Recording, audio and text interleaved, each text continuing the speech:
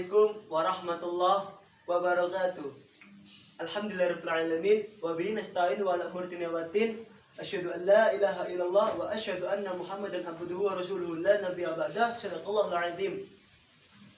Yang terhormat Dewan Juri, Panitia Pelaksana Lomba Orasi Pendidikan Tingkat Nasional, Bapak atau Ibu Guru SMA Negeri 1 Menganti, saudara, teman, dan para pemirsa yang berbahagia. Dan mohon maaf tidak saya sebutkan satu persatu.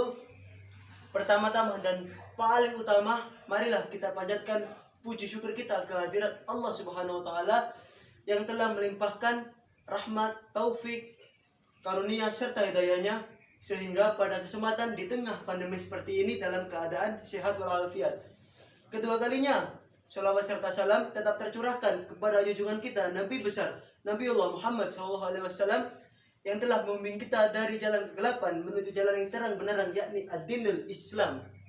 Sebelum memasuki materi, ada pepatah nih, tak kenal maka tak sayang. Baiklah, perkenalkan, nama Fitra Abdul Najal Leswifano, kelas 12 dari SMA Negeri 1 Menganti.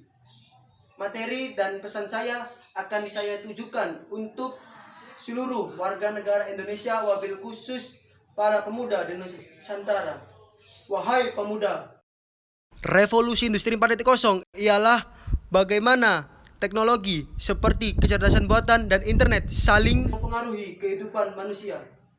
Revolusi industri 4.0 adalah ketika semua saling berkonektivitas atau berhubungan antara manusia, mesin, dan data, atau sering disebut dengan Internet of Things.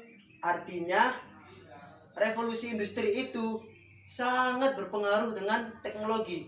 Sekarang pertanyaannya, apakah teknologi itu baik atau buruk? Tentu saja kalian katakan teknologi itu baik. Tapi tunggu dulu. Teknologi juga dapat menyebabkan stres akibat kecanduan game dan melihat situs pornografi. Teknologi industri 4.0 juga seperti itu, sama halnya dengan pisau. Pisau yang saya pegang dapat untuk memotong makanan, bisa juga melukai orang lain. Baiklah, saya akan masukkan pisau saya. Oke, saya lanjutkan.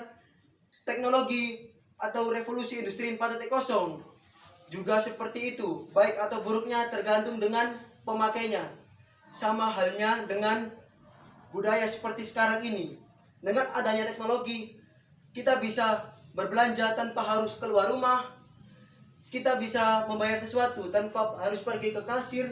Dan kita bisa pergi kemana saja dengan cepat, murah, dan tepat. Itu dia. Dengan suatu aplikasi audio online, kita tahu bagaimana cara dalam suatu aktivitas yang harus kita lakukan.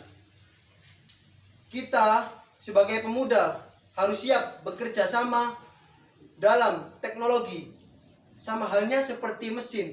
Mesin dapat digunakan untuk berhitung, kita punya pemahaman. Mesin punya instruksi, kita punya tujuan. Mesin punya objektivitas, kita punya gairah. Menurut Salva Yurifan Saragi, ada 8 skill yang harus disiapkan oleh para pemuda untuk menghadapi revolusi industri 4.0. Yang pertama adalah complex problem solving, yaitu menyelesaikan masalah rumit. Yang kedua yaitu creativity, menciptakan hal baru yang berbeda dari asalnya. Yang ketiga yaitu coordinating with other, berkomunikasi atau berkolaborasi dengan kelompok untuk mencapai tujuan bersama. Yang keempat yaitu critical thinking, berpikir secara kritis.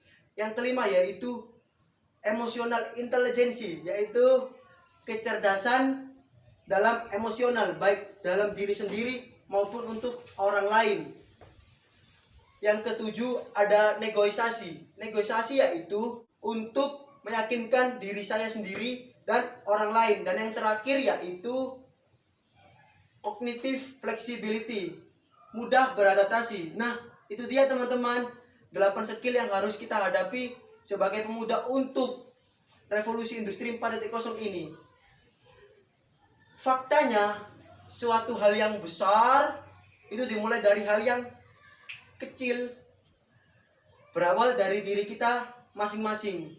Demikian orasi pendidikan yang bertema pendidikan karakter sebagai proses kebudayaan nasional di era transformasi revolusi industri 4.0. Semoga pandemi seperti sekarang ini COVID-19 akan segera diangkat Allah Subhanahu wa taala dan kita termasuk golongan orang-orang yang sabar, istiqomah dalam berbuat kebaikan. Terima kasih atas dukungan dan support para pemirsa.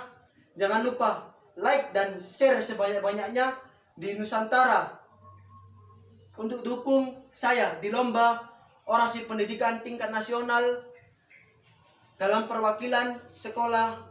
Apabila ada salah kata baik tutur kata, perilaku, sikap dan lain sebagainya, mohon dimaklumi karena saya juga tempatnya salah.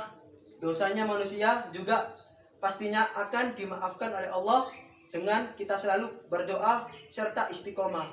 Wabillahi taufiq wal hidayah wa ridha wal inayah wal afa minkum. Wassalamualaikum warahmatullahi wabarakatuh.